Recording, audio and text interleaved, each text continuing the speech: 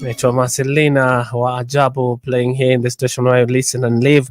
Getting us to 18 minutes the top of the hour. We are live on Facebook. Unaweza nipata at Hope FM live pale Facebook. Alafu niambie sauti iko vipi. If there is anything I need to change, kuongeza ama kupunguza volume. And I'm also live on YouTube at Hope FM Live and also X platform at Hope FM Live. And today we are reading from the book of 1 Samuel chapter 14. And yesterday somebody sent me something to watch pale kwa WhatsApp. And as I was watching it, it led me to 1 Samuel chapter 14. And this is a story of Jonathan and his armor bearer. But before we get there, we look at 1 Samuel chapter 13 from verse 16. It gives us some background of what is about to happen. And so the Israelites are at war with the Philistines. And so Saul and his son Jonathan and the men with them were staying in Gibeah of Benjamin, while the Philistine camped at Michmash. And so raiding parties went out from the Philistine camp in 3 detachments. So these guys were, let's say, the fate was not on their side because 16 to 22 of chapter 13 of 1 Samuel reveals to us that, they did not have even weapons. The word of God says, so on the day of the battle, not a soldier with Saul and Jonathan had a sword or spear in his hand. Only Saul and his son Jonathan had them. Only Saul and his son Jonathan had them. And so these people are going at war. Lakini ni kunoma, hawakuwa na weapon. Only the king and his son had weapons. And now we are introduced to Jonathan in chapter 14. Now a detachment of Philistines and had gone out to the pass at Michmash. One day, Jonathan, son of Saul, said to his young armor bearer, come, let's go over to the Philistine outpost on the other side. But he did not tell his father. Saul was staying on the outskirts of Gibeah under a pomegranate tree in Migron. With him were about 600 men, among whom was Ahijah, who was wearing an ephod. He was the son of Ishabod, brother Ahitub, son of Phinehas, the son of Eli, the Lord's priest in Shiloh. No one was aware that Jonathan had left. So imagine the scenario. You guys are under attack. There are raiding parties that are sent from all sides, and you guys don't have weapons. And then, Jonathan and his armor bearer, they decide, you know what, let's go. And verse 6 of chapter 14 says, Jonathan said to his young armor bearer, come, let's go over to the outpost of those uncircumcised men. Perhaps the Lord will act on our behalf. Nothing can hinder the Lord from saving, whether by many or by few.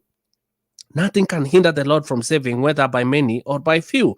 Do all that you have in mind, his armor bearer said. Go ahead, I'm with you, heart and soul. And when you get to verse 14, the word of God says 13 and 14, Jonathan climbed up using his hands and feet with his armor bearer right behind him. The Philistine fell before Jonathan and his armor bearer followed and killed behind him. In the first attack, Jonathan and his armor bearer killed some 20 men in the area of about half an acre. The panic struck the whole army, those in the camp and field, and those in the outpost and raiding parties, and the ground shook. It was a panic sent by God. And so, out of this decision to move, Jonathan and his armor bearer, he struck 20 of them, and that caused a division, a confusion and division. And when Saul saw that, it was time to attack, and they had victory. Why am I sharing this is because some of us are in the place of these Israelites. You are surrounded by forces or even people that are far more powerful than you in the essence of even how they are equipped. At times, some of us disqualify ourselves by umeingia mahali and you just looked at the surrounding and you're saying, hapa siwezani. These people were at war. Ilikuwa kama mbaya situation, but the reality is they were paying the enemy to sharpen their weapons. That is how bad it was. Like unaenda vita, lakini mimi ndio nakushapenia weapon yenye unafaa ukuje udeal nayo na mimi. But then there was a decision that has to be made. And Jonathan, knowing who God was, Jonathan knowing the ability of his of his creator, decided to do things by faith. And this one is for anybody out there. You are even afraid of starting, you are afraid of venturing, or rather you are feeling like acha tu nikae hapa, wacha hili janga linipate, let the enemies find me here, let death find me here. I cannot move, nimekwama, nikunoma hapa, in my own thinking I cannot rescue myself. Uko kwa deni, umefika mahali unasema sasa wacha wafanye vile watafanya, like I cannot do anything, I cannot move from here. Believe me, only 2 people were armed, and the whole those people surrounding them were armed, all of them. But Jonathan went, and this is what Jonathan said. And for me, this stuck to my mind the first time I even shared from this Kitambo, that God, nothing can hinder the Lord from saving, whether by many or by few. Nothing can hinder the Lord from taking you from that place, whether by many, whether all of us come through, or by few. Because the Lord himself is able to help, he's able to rescue, he's able to heal, he's able to save, he's able to rescue from that place of hapa siwezi nikajitoa, yeye tu ndiye anaweza. But it takes a step of faith, it takes belief, it takes somebody who can say enyewe hapa nimekwama, but you know what, nitaamka na nitaenda kibarua, nitaamka na knock in that office, nitaamka and I'm going to put I'm going to forward that job application, nitaamka and I'm going to speak even to my landlord, nikubaya yes, hata amenitakia kunifungia nyumba, but I have to take a step of faith because God can save. By many umengojea watu wakutumie pesa waku rescue, hawajatuma. Maybe they even having their own issues. Maybe they are part of your place, they are part of that group you are in that are not well armed, but then you have the Lord by your side. And I've titled this short sharing here, all you need is the Lord on your side. All you need is the Lord on your side. Kwa sababu hizi favor tunangoja ama hizi help tunangoja, saa zingine hazikuji. Imagine if they had waited, wangenoa hizi silaha siku gani, wangepata pesa. And the word of God says this to know how serious this was. This is not a blacksmith could be found in the whole land of Israel, because the Philistines had said, otherwise the Hebrews will make swords or spear. So all Israel went down to the Philistine to have their plowshares, mattocks, axes, and sickles sharpened. The price was 2/3 of a shekel for sharpening plowshares and mattocks, and 1/3 of a shekel for sharpening forks and axes, and for repointing gods. Nikunoma, ilikuwa mbaya. But see what the Lord does. By many or by few. All it took was 20 of them for 20 of them. All it took is Jonathan and his armor bearer just to kill 20 of them, and confusion spread.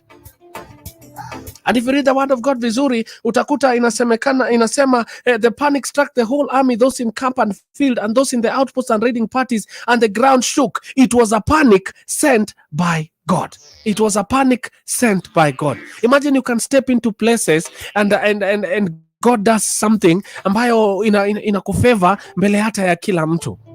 Imagine you can make a decision today kuamka na kuenda kutafuta hiyo kibarua, rather than sulking and blaming everybody and blaming the government. All you do is tweet and send insults to your leaders. You can decide to know what, I have the Lord by my side, I'm going to do this. You can start that biashara by faith. And there's something the Lord will do. If 20 will do, a panic. Kuna watu 20. Unasikia mysteriously. Itabidi tumejitoa. Such things God can do for you too. All you need is the Lord on your side. So do you know the kind of God you serve? Do you know? And yesterday I challenged us zingine ni kuambia mountains about our God.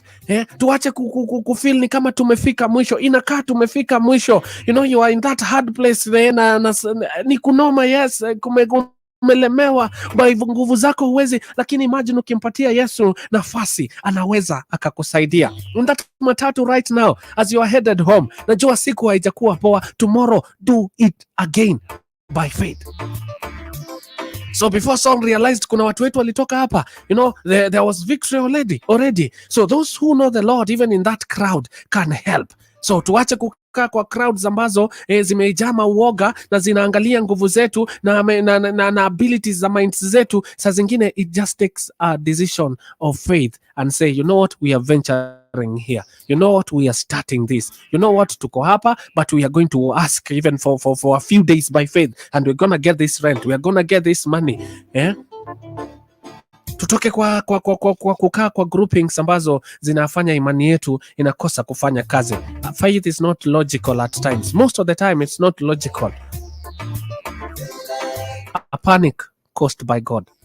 I pray that today you will make that bold decision of number one, acknowledging that if the Lord is on your side, and Romans 8 says this vizuri sana, who can be against us? Who can be against you?